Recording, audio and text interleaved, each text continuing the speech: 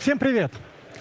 Меня зовут Hi everyone, my name is Dmitry Sklyarov, and this year I'm программы конференции managing the Positive Hack Days поговорить о том, organization. произошли в организации конференции технические Now I wanted to say a couple of words on the changes that happened to various technical conferences. In the last years, Nikita Vdovshkin is going to connect to us remotely. He is the person who is looking for presentations for the zone conferences. My other guest is Dmitry Yevdokimov. He organizes Zero Nights, and he is on the program committee of Zero Nights. And the third guest is Dmitry Gorelov, who is one of the key persons to collect the presentations for Crypto conference. They are the four best conferences, technical conferences in Russia and probably even in the world. So the question goes to everyone. In the last 2 years, since the outbreak of COVID and then the sanctions that followed, what changed in your perception as people who are looking for presentations? Presentations got better, they got worse, they became different. Let's start with Dmitry. Thank you, Dima. No, it didn't get worse, especially COVID created certain vacuum in our communication and face-to-face conferences. Once they became possible, they provided a possibility for people who are missing each other to see each other. Usually a conference lasts or repeats itself year after year, and a conference is a platform where people meet and they talk to each other and they share the news. So we now have just one problem. It's more difficult to bring people from other countries, but Russians love to travel to conferences. They are happy to do it, and they're also happy to make presentations. And they've got, well, thanks to 2020, they've got things that they want to talk about now. What about you, Dima? Well, first we need to go into the background of Zero Nights. First, we had 2 technical tracks on the main stage of Zero Nights, but about 4 years ago, we changed the format. Now we have only 1 track on the main stage, the main track. That's why, I mean, what can I say? To find good technical content is now difficult. Before the COVID and during the COVID, and always, I mean, in all times, in all ages, good technical content has always been a challenge. Even if you look at the leading technical Western conferences like Advanced Con or Recon or Power of Community, all of them have just 1 track, several days, but 1 track, which is good. That means that everyone can watch all presentations, not miss anything, and also the presentations, I mean, you need fewer presentations for just 1 track. Good content is worth gold. If I'm not mistaken, your conference was not held neither in 2020 nor in 2021. What about now? What happens to your speakers this time around? Well, actually, we are the youngest conference of all present here, and every year we are facing new challenges. In the first or second year of our existence, no one knew us, and no one wanted to come to us because no one knew us. And then the third conference, we collected all the presentations. They were all in the Excel file. I remember feeling so satisfied looking at this Excel file. And then we had to cancel the conference. And then I saw that some of these presentations would be still made, but at other events and in other years. As to our current conference, we haven't collected many presentations, but only when the conference happens, we'll be able to say anything about the content, actually. So yes, we have a lot of difficulties with international speakers. We are still not sure whether we would like to try a remote speaker format, but I know that there are many people who would love to come to an offline conference, and they They want to present, they want to meet the community. Ну вот, если мы заговорили про Thank you. понятно, что Well, с появлением ковида, since you mentioned online, ну, на самом деле Рускрипта выкрутил. with COVID in 2020, Ruscripta, you twisted out of it. You managed to have your conference in 2020 and 2021, while the other three conferences were not held in 2021. То есть вот Have you tried organizing an offline, completely offline event? All our speakers in November at the standoff were offline, they were remote, and all the viewers were remote. You are talking to the speakers and you help the content reach the listener. What do you think about online presentations? Dima Yevdokimov, let's start with you now. Могу сказать, что организаторы никогда не любят онлайн. Well, I can say that organizers hate online presentations because, I mean, you have always trouble with the connection. There can be all kinds of failures. And statistically, people tend to watch less presentations online just because they know everything has been recorded and they can view the content later. At every conference, the greatest value is a good communication on the margins of a conference. Then why do we need still strong technical content? But still strong technical presenters attract the audience. They attract high quality audience. That's why you really need a strong technical content for the conference to be attended by strong participants.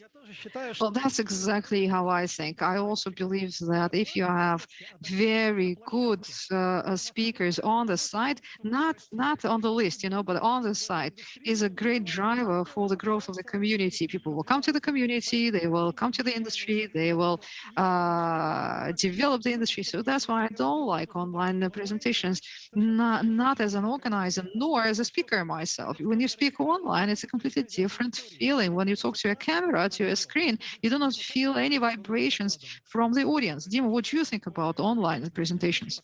I am even more critical of them than you. Ruscripta is we started back in the previous century, and we are probably the longest standing annual conference in Russia. The first event, one of the first events out of which this event came out was held in 2010. The PhD was the first and originally held at a Ruscripta conference. So we are grandfathers probably for the younger generation, but for us emotionally, it's more difficult to switch online. It's not working for us. I still believe that when you have a good speaker, Набор информации, который нужен широкому кругу, это очень полезно. a speaker who shares information that is valuable for a larger audience, well, it's still worth an effort. But again, you have to make an effort. You have to make a recording in a good studio so that you can later distribute the content along different channels. It can be done outside of a conference. You don't need a conference for it, right? You can prepare content. You can ask different experts to do it and then use it for education, use it for training. A good studio can provide good quality of the recording, and an online presentation will be difficult to achieve the same kind of quality. So I'm all in favor of studio recordings. If it's online, then make a recording. It will not be an online presentation, really. It will be video content that will share the good news with the wider audience. Did you have any online speakers this year at Ruscripta? Yes, we had French people who tried. It didn't work well, really. Yeah, we had speakers online.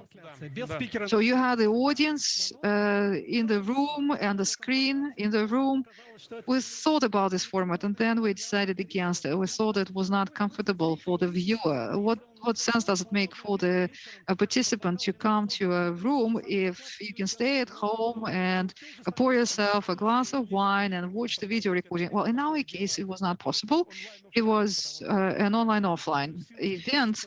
The conference is special. We did not make a recording. It was Eric Will's presentation. He organized the competition for the participants who are interested in cryptography. It was a real-time competition, really. It was an opportunity to make a presentation using video presentation. Yeah, the same with Eric's here. You can watch his presentation online. It was pre-recorded, but we will not be broadcasting Eric's presentation today or tomorrow here. Nikita, what do you think about online speakers? In the past, if a speaker cannot attend for whatever reason, the speaker is sick, the speaker cannot leave the location for whatever reason. As an exception, one speaker for a 2-day program maybe would be presenting online. What about this year? What are your plans? Are you going to have any online presenters, or are you trying to avoid that? We are trying to avoid that. At the moment, we have a list of offline speakers. Again, a conference, it doesn't boil down to presentations. You need to give people an opportunity to socialize. We organize the competition. And during the finals, the teams played, and then we decided to make an after party. We did a Discord, we organized rooms where people could talk to each other, and still we felt it was not enough. The teams were at their homes, and it wasn't very emotional, if you know what I mean.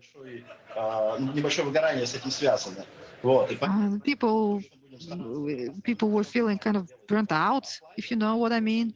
So we will do our best to have an offline component to our conference, unless there are some technical difficulties with bringing people online.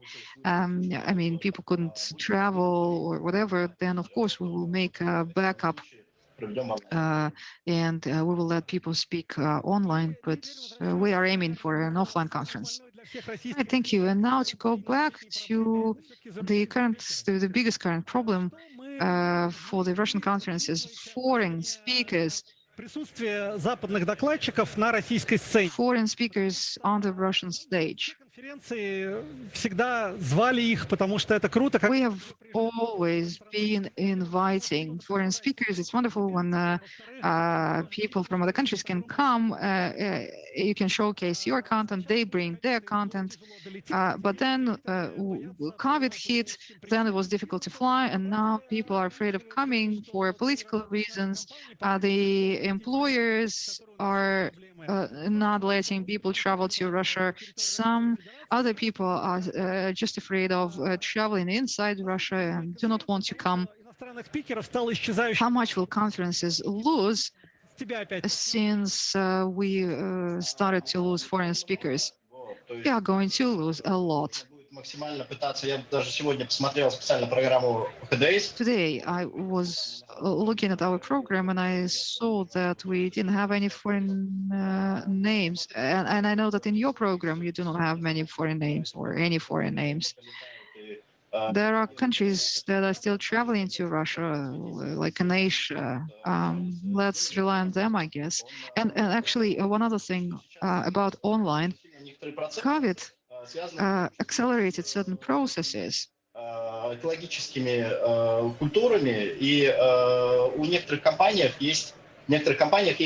Environmental processes. You know that some companies introduce quotas on CO2 emissions. People are trying to fly less, not only for reasons of, traveling to particular destinations or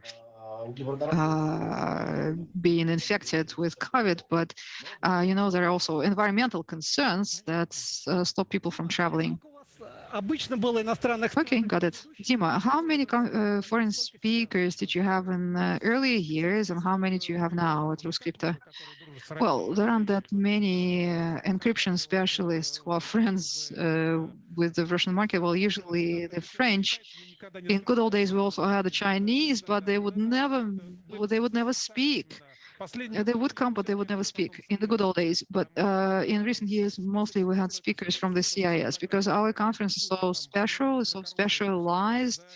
In many cases, cryptography is equal to weapons, and the countries They have very little of their own domestic cryptography. There are geopolitical aspects to the issue, but the Europeans, we had Europeans at our conference, never Americans. A couple of years ago, there was Eurocrypt, but no, that was longer than in the last 5 years. We've only had speakers and participants from the CIS, and also we had French guests. But it would be wonderful if cryptography would be somehow reloaded, would be resurrected. You can't be isolated. You can't be isolating yourself forever.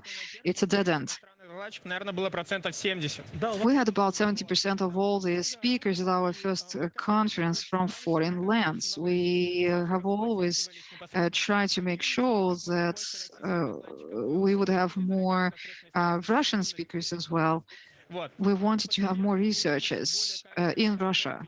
And year after year, we started to receive more interesting and strong technical content, and the share of Russian speakers grew year on year. We were happy about that. It's difficult with logistics and everything to bring in foreign speakers. During COVID, we did not have a single foreign speaker. We were offline, no one could travel.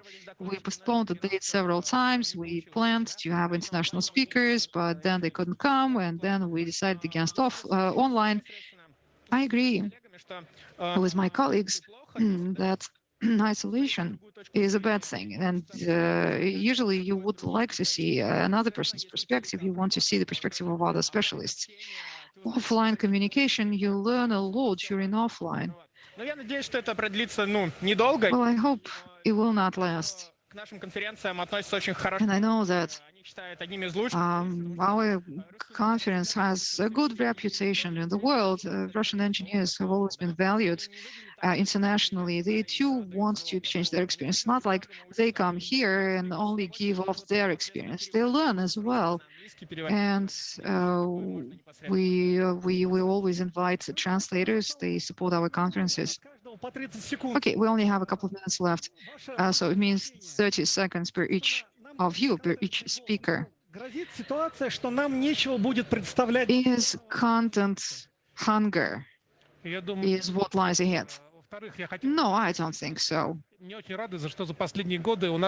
I'm very happy that in the last year, we also saw changes in the gender composition of the conference. People noticed that we have many more wonderful girls who are now into cryptography and system programming and very high-end information security. We have many more women now speaking and attending our conference. Maybe it's my age speaking at the moment, but I now see more and more beautiful girls around me. No, I do not think that there will be any content hunger. Conference is food for thought. No, I agree. There won't be any content hunger. There will be more work. There will be more research areas. The industry is making progress, and there is clouds. There is, all kinds of technologies. There are all kinds of things that you can reverse, that you can study, that you can investigate. No, I do not expect any problems. Nikita, what do you think? Okay, I'll be the skeptic among you. Yeah, I think that in the next year or 2 years, we are going to fall back, will fall down rather, and we'll have to set it off with internal resources and additional content. But the industry is expanding, and I'm sure that the number of high quality presentations will increase. Thank you, Nikita. Okay, let me try to summarize what you've said in the last, say, 3 minutes. So yes, we had problems due to COVID. Yes, we still have problems with foreign speakers, international speakers, but we now have our own content. It's getting better year on year. There is some content hunger, but this will be overcome and the future is bright. And we will continue organizing excellent conferences and bringing in wonderful participants and share the knowledge. Thank you for being with us. Thank you and good luck.